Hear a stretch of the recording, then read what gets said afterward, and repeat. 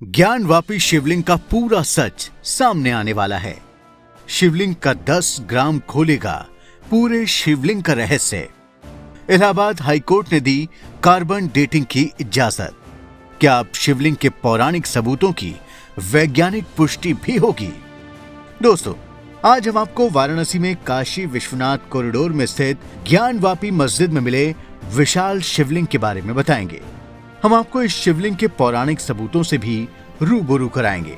साथ ही उस carbon dating के बारे में भी बताएंगे जिसका आदेश इलाहाबाद हाईकोर्ट ने दिया है। सबसे पहले ज्ञानवापी मस्जिद में शिवलिंग के दावे के पौराणिक सबूतों के बारे में आपको बताते हैं। पौराणिक ग्रंथों से पता चलता है कि ज्ञानव्यापी कुएं का निर्माण स्वयं भगवान शिव ने अपने त्रिशूल से किया था। पौराणिक काल से ही काशी विश्वनाथ कॉरिडोर का यह इलाका अविमुक्त क्षेत्र के नाम से प्रसिद्ध रहा है। महाभारत में भी इसे अविमुक्त क्षेत्र बताया गया है। इस अविमुक्त क्षेत्र में ही ज्ञानवापी मस्जिद भी है। सनातन धर्म ग्रंथों के अनुसार 12 प्रमुख ज्योतिर्लिंगों में अविमुक्तेश्वर महादेव या विश्वेश्वर महादेव का ये ज्योतिर्लिंग सर्व प्रमुख और सबसे ज्यादा पवित्र है। इस ज्योतिर्लिंग के पास ही एक कुआं था जिसे दिव्य और पवित्र माना जाता था। कथाओं के अनुसार इस कुएं का जल गंगा जल से भी ज्यादा पवित्र था। मान्यता है कि इस कुएं को जल के पीने से ज्ञान की प्राप्ति होती है।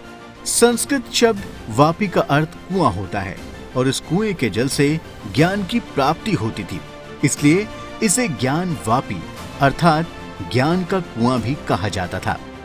ऐसी मान्यता भी है कि इस ज्ञान वापी कुएं का पवित्र जल पीते ही मनुष्य के हृदय में 3 ज्योतिर्स्वरूप लिंगों का आविर्भाव होता है और उससे मनुष्य की आत्मा शुद्ध हो जाती है।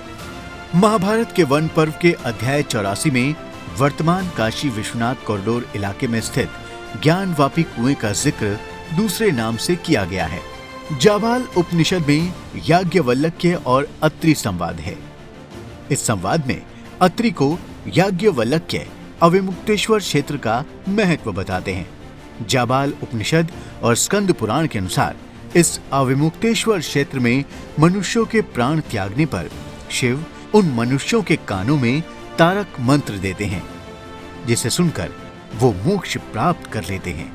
इसके अलावा ब्रह्म वैवर्त पुराण, अग्नि पुराण, मत्स्य पुराण आदि में ज्ञानवापी कुएं और अविमुक्तेश्वर क्षेत्र की चर्चा हुई है।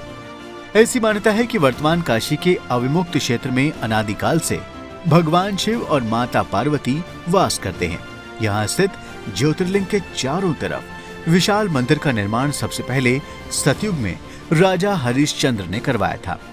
राजा हरिश्चंद्र के बाद चक्रवर्ती सम्राट विक्रमादित्य ने इस मंदिर का जीर्णोद्धार करवाया था। ये मंदिर इसके बाद सैकड़ों वर्षों तक बना रहा। 1194 में मोहम्मद गौरी के सैनिकों के द्वारा इस मंदिर पर पहली बार हमला करके इसे लूटा गया। साथ ही मंदिर को भी तोड़ा गया, लेकिन इसका फिर से निर्माण करा दिया गया। इसके बाद जौनपुर के शर्के सुल्तान महमूद ने इस पर हमला किया और मंदिर तोड़कर मस्जिद बनवा दी। शर्के सुल्तानों ने जौनपुर में भी अटाला देवी के मंदिर को तोड़कर वहां मस्जिद बनवा दी थी। अकबर के शासनकाल में उनके वित्त मंत्री राजा टोडरमल ने फिर से विश्वनाथ मंदिर का पुनर्निर्माण करवाया।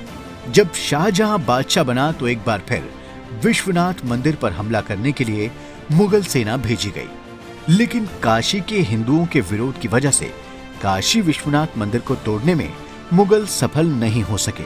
उसके बाद 1669 में औरंगजेब ने काशी विश्वनाथ मंदिर को तोड़ने का आदेश दिया, जिसके बाद सितंबर 1669 में काशी विश्वनाथ मंदिर को तोड़ दिया गया। औरंगजेब ने जो आदेश दिया था उसकी मूल प्रति आज भी कोलकाता के एशियाटिक सोसाइटी की लाइब्रेरी में रखी हुई है। लेकिन जैसे ही मुगल शासन कमजोर होने लगा और मराठों की शक्ति बढ़ने लगी, वैसे ही इस महान मंदिर के पुनर्निर्माण की कोशिशें फिर से होने लगी। इंदौर की महारानी अहिल्याबाई होलकर ने 1777-1780 के बीच काशी विश्वनाथ मंदिर का पुनर्निर्माण करवाया। उसके बाद अब 21वीं सदी में प्रधानमंत्री नरेंद्र मोदी के कार्यकाल में काशी विश्वनाथ कॉरिडोर का निर्माण कराया गया है। हालांकि माना जाता है कि मंदिर आज भी अपने मूल स्थान पर पूरी तरह से स्थापित नहीं है।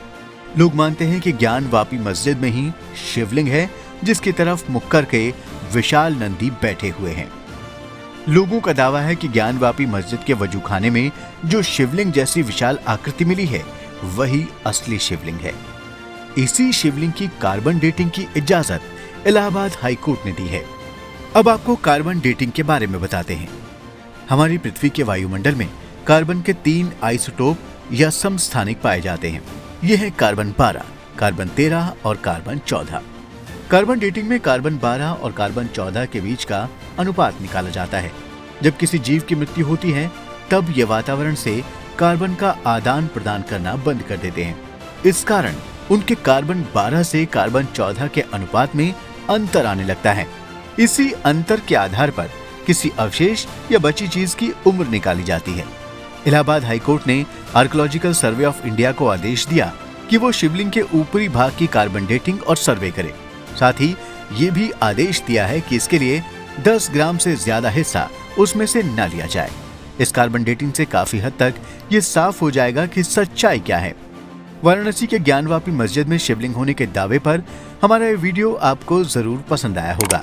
अब आप इसे लाइक और शेयर करें और हाँ, हमारे चैनल को भी सब्सक्राइब जरूर करें।